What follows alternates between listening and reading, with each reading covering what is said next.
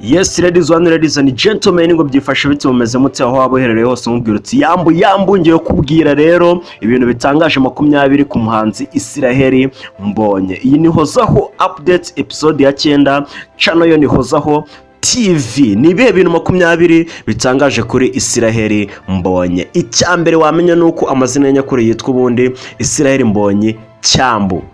Icya kabiri nuko Israel Mbonyi ari umufana ukomeye cyane umuhanzi witwa Amajide Black. Icya gatatu nuko uyu muhanzi ubundi yavukiye muri Kongo, akaba yaravutse ku itariki 20 z'ukwezi kwa gatanu bwari mu 1992. Ikindi kintu cya kane ukuriye kumenya nuko ubwo Israel Mbonyi yajyaga kwiga mu Buhinde yavuze yuko atashaka kujya kwiga kubera yuko hari andi mahirwe yari afite hano mu Rwanda, gusa biza kurangira agiye kwiga mu Buhinde.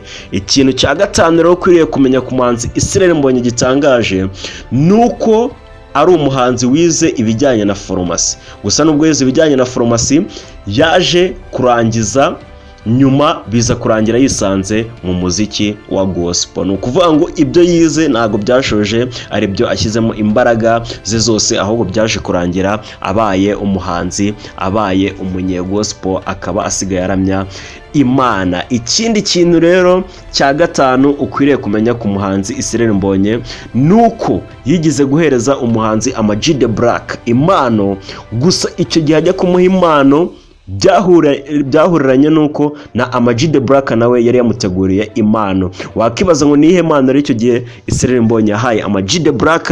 Na indi impano yamuhaye umupira. Gusa igitangaje nuko na Amajide Black agiye kumuhereza impano icyo gihe nawe yamuhaye umupira. Ngayo ngoko rero. Ikintu cya gatandatu gitangaje rero ku muhanzi Israel Mbonyi nuko indirimbo ye ya mbere yakoze ushobora ko wamenya yitwa Yankuyeho Urubanza. Yankuyeho Urubanza rero niyo ndirimbo umuhanzi Israel Mbonyi yamanje kuba yakora muri studio bwa mbere, ariko yayikoreye producer witwaga Fabrice. Gusa iyo ndirimbo igitangaje ntago bayikoreye muri studio, hari hanze. Ariko kantu karindwi ngiye kukubwira gatangaje nuko iyo ndirimbo Yankuyeho Urubanza bayikoreye mu gikoni, bayikoresha computer cyangwa se laptop. Niko kantu ka karindwi gatangaje wamenya ku muhanzi Israel Mbonyi.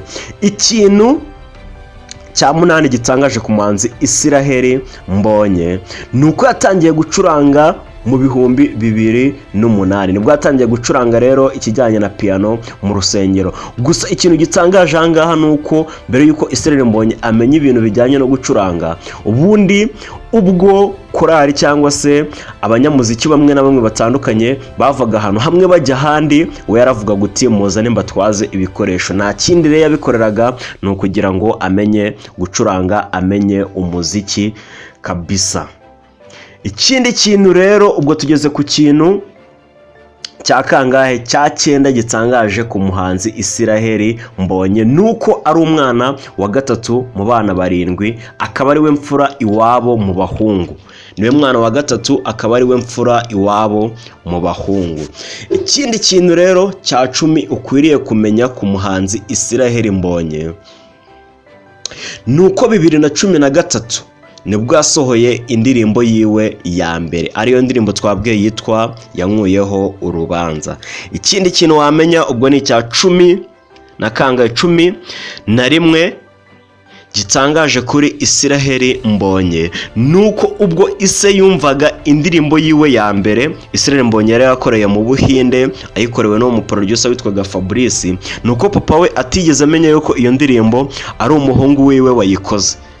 Ikintu gitangaje rero nuko ise yahise amwandikira kuri WhatsApp akabwira Israel Mbonyi ati mwana wanjye numvishe indirimbo y'umuhanzi, nubwo namuzi gusa uwo muhanzi azakubere roro modu uzamukurikize, ni indirimbo nziza. Icyo gihe ayisharinga kuri Israel Mbonyi.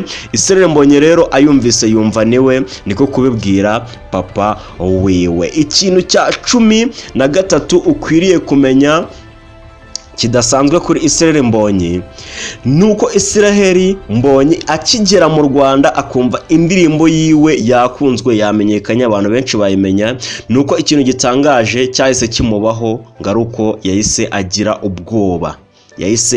ubwoba ikintu cya 14 rero ukwiriye kumenya gitangaje nuko Israel Mbonyi yatangiye kwiga ibintu bijyanye no gucuranga yiga mu mwaka wa 3 wa primaire cyangwa se w'amashuri abanza. Ikintu cya 15 ukwiriye kumenya kuri Israel Mbonyi nuko kuri Twitter ye ariho hantu honyine yandika ijambo ry'Imana, naho kuri Instagram akaba yishyiriraho amafoto. Akunda rero kwishyirira ijambo ry'Imana kuri Twitter. Ikintu cya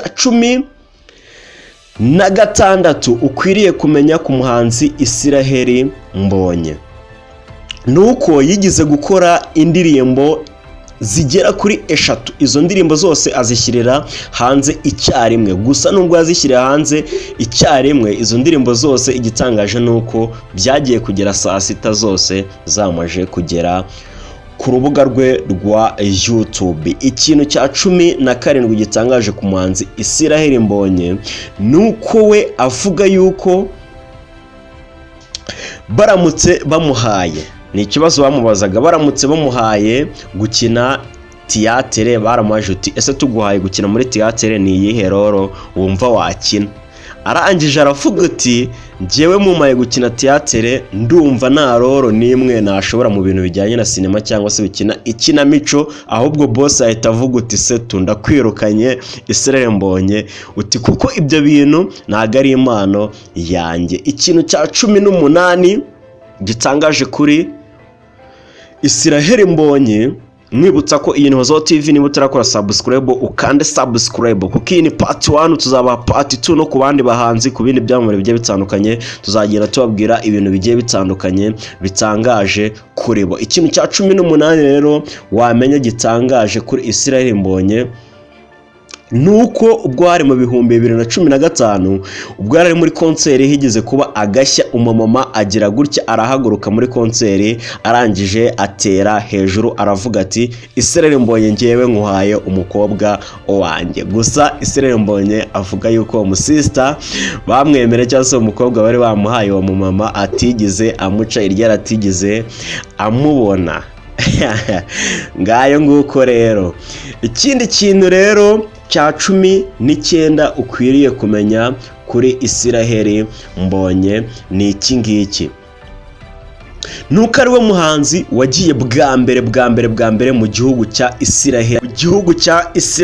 Israel rero yaragiye gukorayo igitaramo, akaba ari muhanzi rero wabashije kuba yagerayo bwa mbere. Ikindi kintu gitangaje cya 20 nuko ari we muhanzi uhagurukana itsinda wavuga yuko ari rigari, kuko yagiye gukora igitaramo, akora igitaramo ari kumwe n'abantu bagera kuri 20 hafi ngo barenga, harimo abacuranzi be bamucurangira ibintu bigiye bitandukanye, yaba abakobwa bamuririmbira, yaba bamufasha mu bintu bijyanye na muzika, abakoma amasembare, abacuranga gitari, abacuranga piano, abacuranga imyirongi kabisa, kugira ngo babashe kuzuza groupe yiwe. Ahaguruka ari kumwe n'abantu bagera kuri 20. Ngayo nguko rero ibintu bitangaje 20. Iyi ni part 1 kuri Israel Mbonyi, tuzabahereza na part 2. nawe ushobora kutubwira uti nshaka ko muzamereza ibintu 20 bitangaje ku muhanzi runaka uyu n'uyu. Iyi ni Hozaho TV rero, yo natuguhereza amakuru agiye atandukanye, Hozaho updates, ama episode agiye akurikirana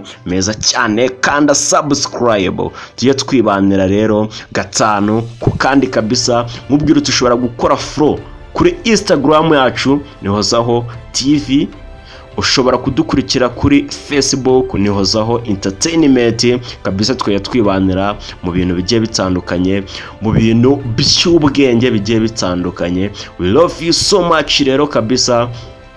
Yambo mubwira uti rero siga ukanze subscribe, andika muri comments nawe umuhanzi tuzakoreraho ubutaha, mubwira uti aracyari mwenyewe Hozaho.